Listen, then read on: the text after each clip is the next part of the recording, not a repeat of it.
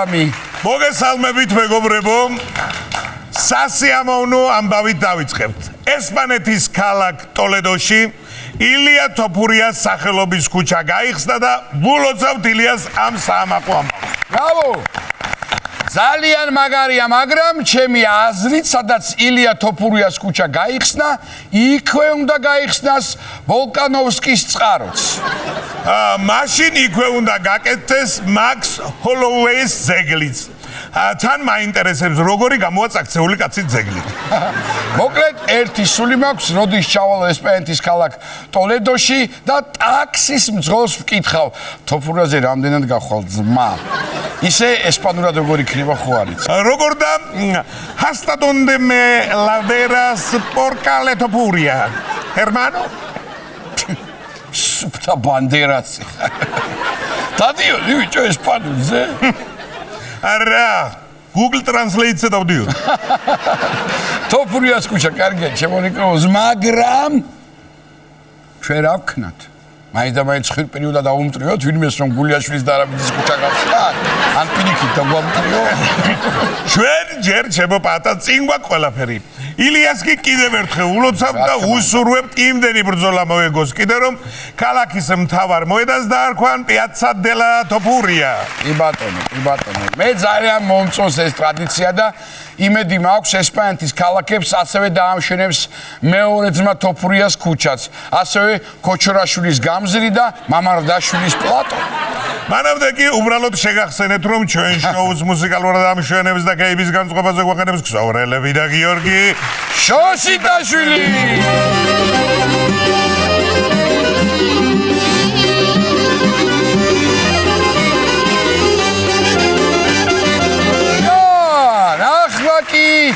საინტერესო სიახლე მწველებისთვის.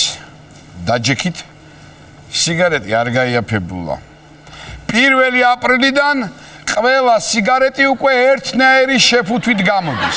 ხო წარწერა განსხვავებს, თუ რომელი ფირმისაა თქვენი შეძენილი სიგარეტი. ანუ ვინც კითხვა არ იცის დაერხა. რას მოწევს კაცვარც? წარწერის გარდა ასევე განასხვავებს ფასი. ანუ როცა იცი რომ 10 ლარი და 80 თეთრი მიეცი, მაგით ხვდები რა სიგარეტი გიდევს ჯიბეში. ნუ ნერვიულობთ ხალხო, მხოლოდ შეფუთვა იცვლება, თორემ მოწევა ისევ ძველებურად მავნებელი იქნება თქვენი ჯანმრთელობისთვის. განსაკუთრებით სიძარღვებისთვის. ერთი სიტყვით ამიერიდან წარწერით თუ მიხვდებით რა იწევს ნაადრევს სიკვდილს, თორე შეხედვით ვერ გაარჩევთ ვერანაირად. ძალიან საინტერესო პროექტზე დაიწყეს საუბარი თბილისში, რომლის მიხედვითაც დიდი დიღომი და დიდუბე ერთმანეთს ტრამვაის ხაზით დაუკავშირდება. მაგარია. მე მიყვარს ტრამვაი. ერთადერთი ტრანსპორტია, რომელსაც შეგიძლია რომ შეახტო. ტრამვაი მართლა კარგი ტრანსპორტია, ეკოლოგიურად სუფთა, ლამაზი, ბევრი ხალხი ეწევა, თან გავიგონებთ დავიწყებულ ფრაზებს. გადაიწიეთ. გეგეუბნებით შუაში თავისუფლება. საწამიღო ეს ფეხები ხრებზე შევავალაგეთ ქალბატონო და ასე შემდეგ. შემთხვევით ხუარცი ტრამვაიც ბასლაიზე ივლის? არა, ტრამლაინებზე. ხოდა ჯობია ტრამლაინები გაკეთდეს იქ, სადაც ველობილიკებია, მაინც არავინ დადის ამ ველოსიპედით ამ ქალაქში და ლიანდაკები იყოს, კაცო. იყოს, რაც შეიძლება ბევრი ლიანდაკები იყოს. ნამდვილად დახატავს დიდ დიღომს, მინდა გითხრათ, დახატავს. მან დიმდენი კორპუსი წამოიჭიმა, ნეტა ვისახზე უწევს გავლა. იმედია ჩემთან არ გაივლის ლოცში. მოკლედ ტრამვაი ბრუნდება და მალე თბილისი ისევ გახდება ურთიერთობა. მაგ ურთიერთობაზე გამახსენდა.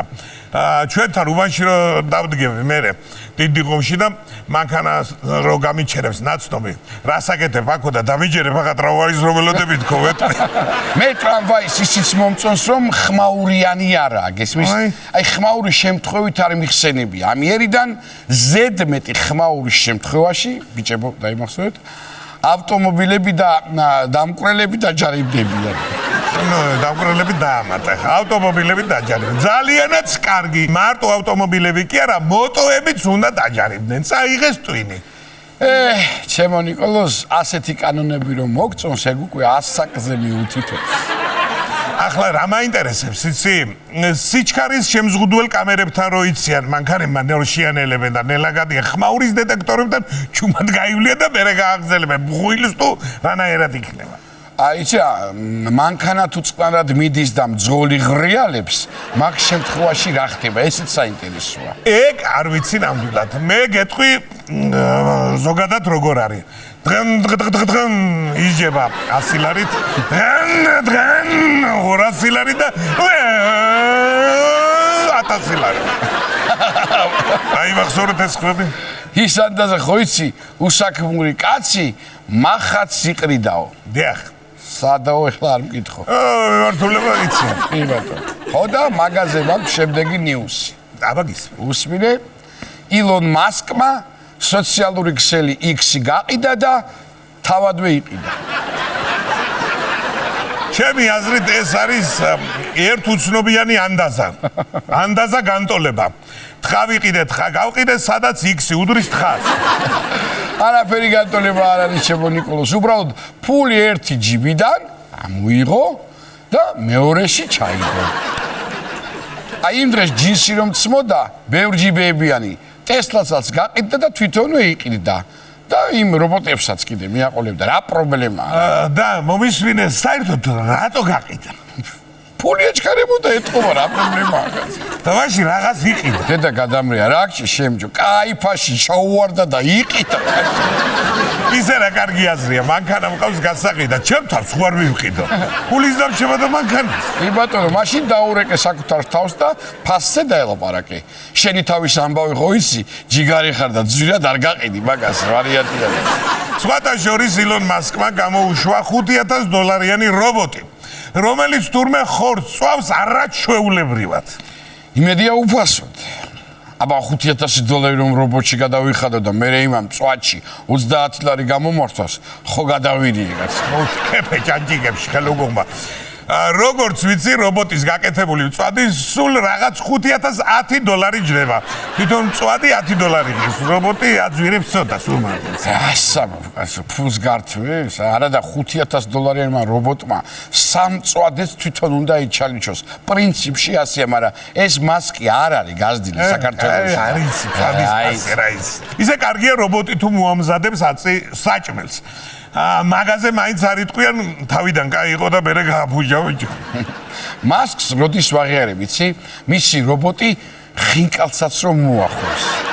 ისე რობოტს რკინის ხელები არ დაუჟანგდება ესე მარილით, აი ესე რო აიღებს ხინკალს, თითები. ხო დაუჟანგებ. მართალი ხარ. შენ კი გლიცინებ და ეგ რობოტი თუ მოგვევლინა აქ შეფების ლიგის სამყაროდ ვერ ერახეს შენ. რა მოხდება? რადგან სამზარეულოში ვტრიალებთ, ერთ ცუდ ამბავსაც გეტყვით. ახლახანს გაპიარებულ დუბაის შოკოლადში ჯანმრთელობისთვის მავნე ნივთიერებები აღმოაჩინეს. ეთყობა ვიღაცას შემოაქვს ყატარის შოკოლადი და დუბაისაც ძირავენ. ისე რა არის ერთი ამისთან ამ დუბაის შოკოლადმა? ისე დაიწყო და დაამთავრა კარიერა, რომ ვერ გავსინჯე რა. ობის შოკო და მავნე ცხიმები აღმოაჩინესო და აბა რა იქნებოდა? დუბაიდან რო შოკოლადი ჩამოა. ის რაღაც ივარგებს თან 60 გრადუსის სიცხიდან. ჩემი აზრით, ობზე, ცხიმზე და სოკოზე უფრო მავნე ორგანიზმისთვის დუბაის შოკოლადის ფასი იყო. ხო და ახლა დაიკლებს ამის ფასი და ვინც ფასის გამო ვერ სინჯავდით, ახლა შეგიძლიათ შეესიოთ. არა და როგორი აგორებული იყო დუბაის შოკოლადი, უკვე იდგა ისეთი ბრენდების გვერდით, როგორიცაა ალიბაბას ხაში, ვიგენტიას ქაბაბი და ბელას ტორტი. და ბოლოს ერთი საინტერესო კვლევის შედეგი უნდა გაგაცნოთ. თურმე ერთი ჭიქა ნატურალური წითელი მშრალი ღვინო უდრის 1 საათი დარბაზში ვარჯიშს. ხოლო წითელი ღვინო თუ თეთრიც? არა. ვარჯიშების არევა არ შეიძლება ერთმანეთში. გითხარი წითელი, ესე იგი წითელი. არ გიხარ. ღვინის დალევა თუ ვარჯიშია, სად იყვნენ ეგანი მე რო რესტორნებში ვარჯიშობდი დილამდე. მე ვეთანხმები მაგას. ღვინის დალევა მართლაც ვარჯიშია. მაგრამ იმდენიც არ უნდა ივარჯიშო, რომ ღვიძლი დაგეშალოს. მართალი ხარ, ბიჭებო, თქვენ ხომ წამოხვალთ სავარჯიშოთ? ამათ ისეთი სახეები აქვს, მგონი წუხანდელი ნავარჯიშები არიან აშკარად. კახური ღვინით. სუბუქად. ან იმერულით სუბუქად, როგორც შეიძლება, არ არის. მოკლედ, თქვენი ხმარ გავიგოთ ცოლებო. ვარჯიშობ დღეს ჩვენ და გვიან მოვალთ.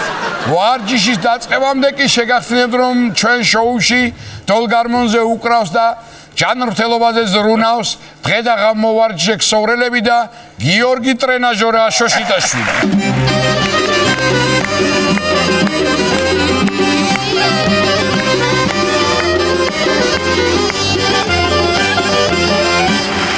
მადლობა ბიჭებო, ჩემო პატა ხუმრობა იქით იყოს და ვარჯიში მართლა ხوار დავიწყოთ. აბა მარტო სუფრასთან სამდები ვარჯიშობ. კარგი რა, მარტო სუფრასთან შენ ვარჯიშობ, მე ხანდახან მიკროფონთანაც ერთად ვარჯიშობ. მიკროფონთან ერთად ვარჯიშობ ერთი აბა. როგორ და ახალი სიმღერა ჩავწერე და დღეს პრემიერა იქნება. მე მაგას მიმალავდი, არ გწვენია?